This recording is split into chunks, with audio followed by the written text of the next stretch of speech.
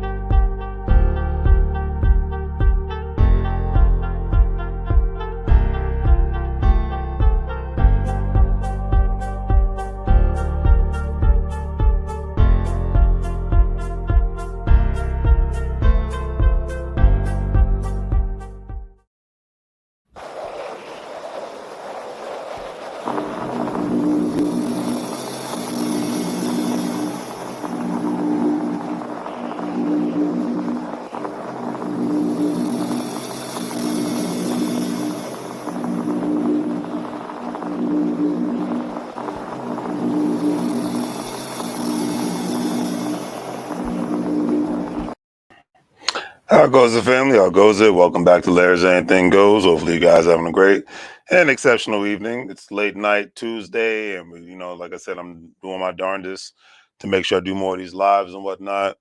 Just had to laugh. Has woke my elderly dog up. He's looking at me like, "Hey, man, you talking too much." I said, "Well, you know what it is. This is my room, so you just live here." But anyways, all right. So I'm going to be going over two specific things today. It's very interesting articles that I was reading earlier today when I got home from the gym. First thing was the 10 celebrities that actually filed for bankruptcy, and how it went for them. Because remember, at the end of the day, filing for bankruptcy, it's not the end of the world. Filing for bankruptcy doesn't mean that you're never going to be able to come back up again. You've had various celebrities, business owners, et cetera, and so forth, who have come up and smell and look like roses on a regular basis. And I'm going to go over some of them, not all of them, because the article actually has about 10 people listed here, but I'm not going to go through all of them. All right. So I'm just going to go over the ones that I find to be the most interesting one, and then two, the celebrities that I actually, for the most part, care about. But I was very surprised about this one. George Foreman actually went bankrupt. According to Celebrity Net Worth, a series of bad investments left George Foreman with no other choice but to file for bankruptcy. Foreman was sitting pretty on a pile of money he had made from his historic matches. Unfortunately, by 1987, nearly all of that $5 million fortune for boxing was gone through bad investments and an overly extravagant lifestyle. And a lot of times, that's one of the biggest problems that I see, especially in the African American community. People love to floss and love to look like they're really living a high life when you don't need to. Because to me, the ultimate high life needs to be in the bank account and in the investments. Then and let that happen for a series of time over a couple of years. Then do a little flossing here and do a little flossing there, but not overly do it. And unfortunately, back in the 80s and 90s, a lot of African Americans who were, especially celebrities who did not have financial literacy, ended up in that quagmire, that pulpit, basically snake's nest, unfortunately, and they got caught up in it. But that's and because the article says that's when he reportedly came out of retirement to fight again and license his name for use on a series of grillers that were we all know as George Foreman Grill. At the time he set up the deal in 1994, he was entitled to 45% of the sales, but had no guarantee of money. But the grills took off. I remember my mother bought one when I was a kid. I go to my brother's house and my uncle's house, and they had George Foreman grills. Sportcasting reports that Foreman was taking home $11 million per appearance on television to promote the grill. Wow. So in 1999, Spectrum Brands, the manufacturer of the grill, paid Foreman a lump sum of $137.5 million in cash and stocks for the right to use his likeliness and name in perpetuity. Today, Foreman has a network of $300 million. So it's one thing that I love about that story is it shows that one you can be down on your luck, and two you can have a nice come up if you know how to market yourself. And this is back during the time frame when there wasn't any social media. People gotta take that into consideration. This was a time frame when there wasn't any social media, and your name was your name, and if other networks liked it, then hey, they would definitely back you in certain areas. And I'm glad that George Foreman Grills actually helped him out. All right, now this was a surprise. I didn't know because I don't really keep up with celebrity culture gossip like that, so this was very interesting. I didn't realize 50 Cent filed for bankruptcy. He had, it said he had a net worth of $260 million, but in 2015 he filed for Chapter 11 bankruptcy to reorganize his business assets, which came shortly after he faced a lawsuit. According to The Guardian, he then entered into a 5-year plan to settle $22 million in debts and paid it off in 2017, a few years earlier than he was required to do, which is smart. Today, obviously he has an estimated network of $440 million, and he's one of the most sought after producers in Hollywood right now. And that's the thing. It's like, 50 Cent is took off in the world of Hollywood, producing a multitude of shows and whatnot. I'm sure he's going to be producing more movies. Um, and to be honest with you, it's like, Power is a great show. The other shows he has out there, I'm not mad at 50 Cent. He's doing a lot of great things, even though it's still funny to this day. He loves a troll. Like like the worst thing that could happen for 50 Cent was him being able to have a social media account, because he was a troll before the whole troll word even existed in the social media world, because he loved to make songs about talk trash about people. And he knows how to market himself. And he knows how, him, Kanye, they know how to keep people talking about them. That's just, and they'll say something outrageous that they know is gonna, perk up some people's eyes, and then people are gonna debate about it, and then life's gonna go on. So that's all I can say about that. But 50 Cent, smart man, he's a hustler, and he had to fall back, and then he came back up. So it is what it is. All right, now going to MC Hammer. Now most people know MC Hammer's story, but because he was, a matter of fact, he was the first rapper I knew that went into bankruptcy, and it's like, and it's all about one, two, trusting too many people, and then two, having bad investments, because you could do all the research in the world, eventually you're going to run into bad investments. It's just what it is. Um, and then not having financial literacy. That's why I'm glad that the millennial generation is taking the torch in financial literacy, because we have no choice. There are no pension plans anymore. There's only 401k plans and individual retirement plans and annuities and whatnot. A job stands for just over broke if you don't know how to make money outside of your job. It's just what it is. And if you're not surrounded by people who have a hustlers/investment mentality, it is what it is. I say it all the time. It's nothing new. We have no choice. We see where things are at in the world. We see where things are going in the world. And if you don't know, then I would highly advise and suggest that you pay attention from an economic standpoint. Take your emotions out, take your political nonsense out of the equation. Emotional, black and white economic equations. That's all I can say on that one. But anyways, article says MC Hammer obviously was once one of the most popular rappers in the music scene back in the 90s. He accrued more than $70 million in wealth, but as with most people who get a sudden rush of money with no financial skills to manage it, and that's real talk, he spent it all on lavish things. He even bought a gold tub. I remember that. He went from having 70 million surplus to 13 million deficit. And that was crazy. And the thing was, he had a big payroll of people. He was providing jobs to people in this community of Oakland, California. But it's just, if you're not good with money, you can end up broke. It is what it is. It's not. It's just not. It's not good, but it's a reality and whatnot. But now MC Hammer's a big tech mogul and whatnot, and he actually owns a piece of Twitter. So MC Hammer, he had a good comeback, and I'm not mad at that. At the end of the day, Mike Tyson, most people knows his story. When he was in the ring, unfortunately, he was another man that wasn't financially literate. You know, that's why I don't care what you're good at in this world. You got to be financially literate. I don't care if you're from the CEO, from the IT specialist, to the athlete, to the rock star, rapper, actor, actress, whatever. Whatever you do in this life, you have to remain financially literate. There's no ifs, ands, or buts about this, family, and I'm not going to put it any other way. All right. But anyways, um, Tyson filed for bankruptcy with a $20 million debt, despite making over $400 million in the past 20 years. Today, Tyson has a net worth of $10 million per celebrity network, and he started to invest wisely in a series of businesses, including many in the cannabis sector. So yeah, Mike Tyson is doing a lot of great things. He's another great example of falling off and coming back, and that's the main reason why I'm talking about this, because a lot of like working, it's very normal for working people to fall down and come back. um and it's a lot of times it's very normal for working people to fall down and never come back. But it hurts even more so when you've got millions of dollars at your disposal, and then you got nothing, basically, to fall back on, and you lose it all. Because like I always say, if I was in this position, but it's because I'm financially literate, I would, even if I would have fallen hard, I wouldn't have fallen hard as these what is it? I don't think I would have fallen as hard as a lot of these individuals, because the way I was brought up, and because the way that I look at things outside of my job. It's like, hey, I'm constantly reading, constantly engaging in intellectual discussion.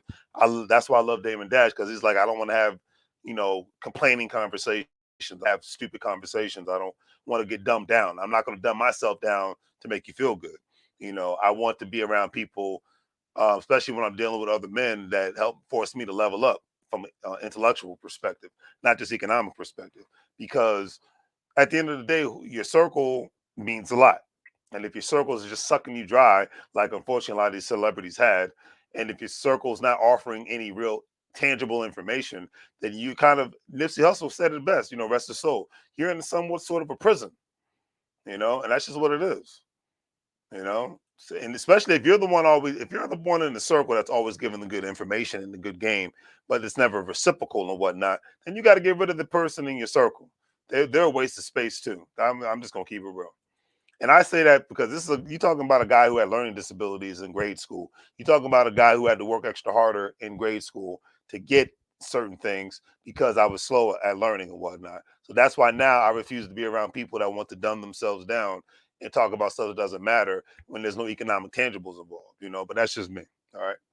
Anyways, in May 2013, one of my favorite actors slash comedians, Sinbad, did not realize this until I read this article today, filed for Chapter 13 bankruptcy, claiming that he owned more than $11 million in tax debt. And the tax man coming.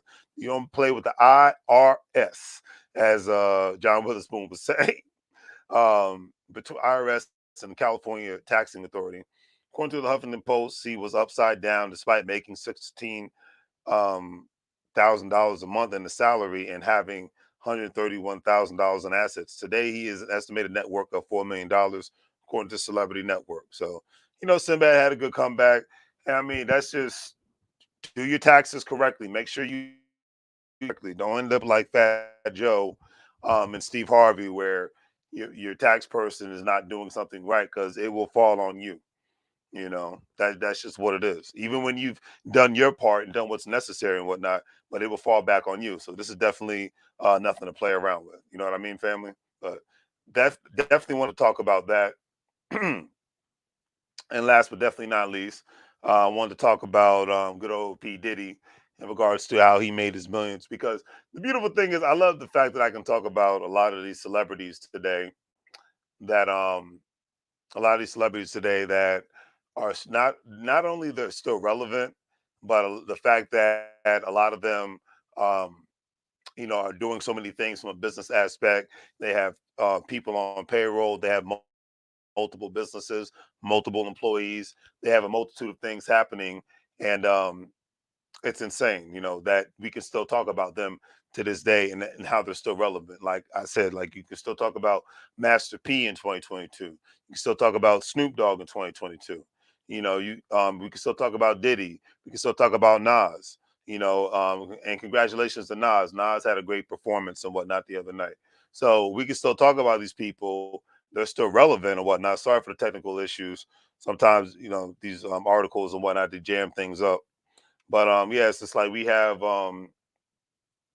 we can still talk about them, especially because they add so much value and whatnot. Like, great example, um, rest his soul. If Nipsey Hussle was still alive, I say 10 years from now, I don't even think he probably would even be making that much music right now. I think he would be so busy with having his crypto or cryptocurrencies and all the different stores and real estate and different businesses and whatnot that he was creating in the greater Los Angeles area, specifically Crenshaw and Slauson area. I think we would be talking more about that in regards to him, and I think that the things that he doing more so would have been so crazy, and it's just like that. That is people like that we need more of, especially in the African American community. We don't need, like, I know this is Supreme Court justice and more power to her if everything works out for her, but that's not doing. That's it. I'm just gonna my candor is gonna be real, and if it makes you mad, it is what it is. I don't care that she's getting that job. It's not going to do anything for regular working people. Um, she's got herself a job. She's not creating jobs. My generation, for the most part, the millennial generation, we care about the job creators and the money makers. All right. We gravitate towards more so that energy than as opposed to a politician or a Supreme Court justice. I'm not hating on her. I'm like, hey, congrats if it works out for you. I wish you nothing but but success. I do, but you're not going to see me get online talking about talking about if once she's 100% confirmed or whatnot. That's not doing anything for me. Like if somebody gets elected and whatnot, that's not. I've done my broadcast one time in regards to the last presidential election, and I just said, okay, now nothing should change in your life in regards to getting back to work and getting back to working on your goals and aspirations or whatnot. So that's my mindset on some real stuff. Like that should be what matters at the end of the day. You know, but I digress, and I just leave it at that. You know what I mean? But that's to me, that should be the things that just matter the most in our lives right now. Not all this other nonsense. It's like let's just stick to the plan. You know what I'm saying, family? But anyways, let me get to the last part of the tonight because I'm having technical difficulties. So I apologize for my screen freezing. But we all know, Sean Diddy Combs used to be known as Puff Daddy. Now he's P Diddy. His children are making their way in the entertainment industry, and it's crazy how he went from just a regular producer to having just a couple of artists to now seeing to where he's at today. It's I think it's a very, very great thing in what he's doing. And like I said, I just give him nothing but love and respect.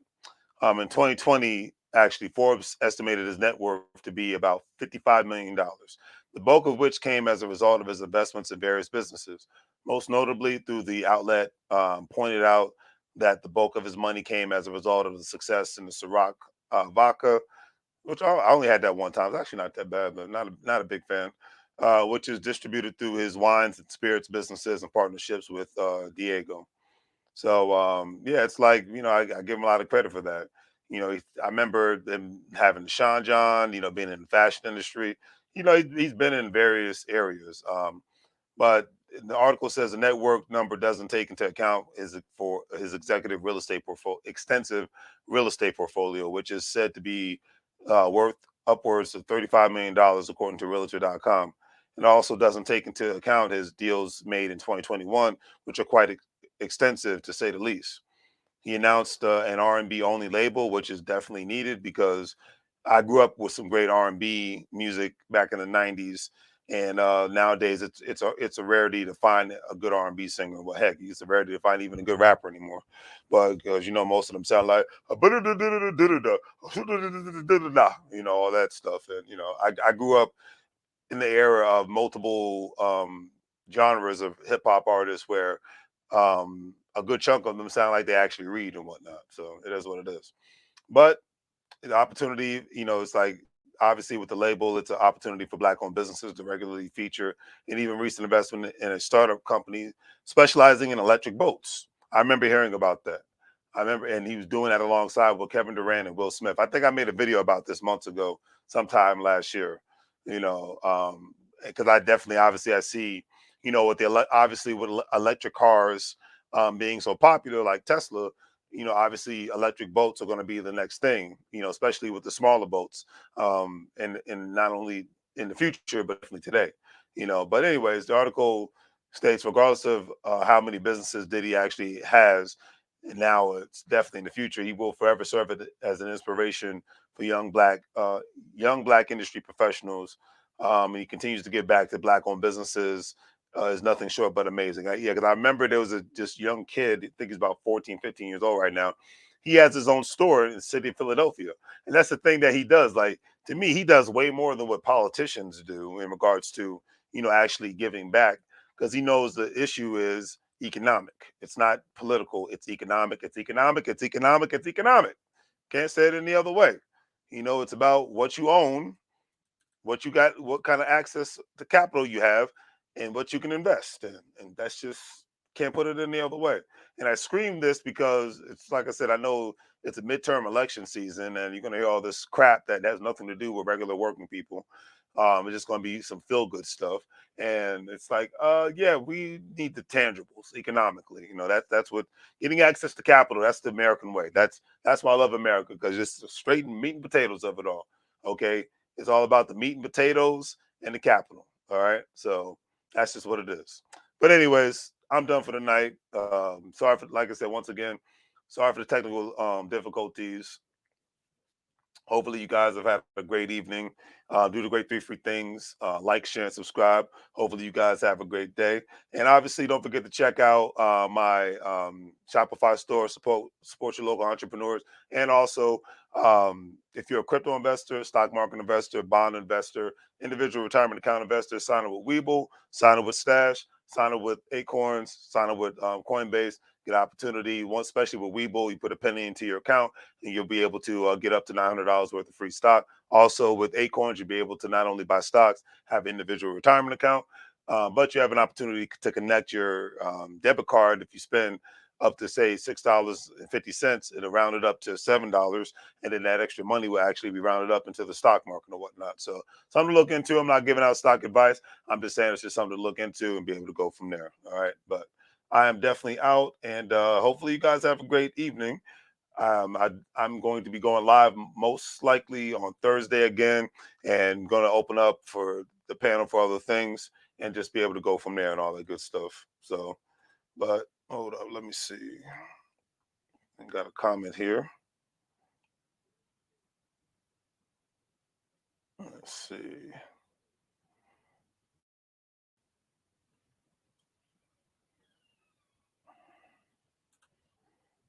All right, there we go. Yeah, of course. Like I remember the great, yeah, the gold tub, man. Those were the days. But hey, MC Hammer was the man, and now he's become a great tech mobile, and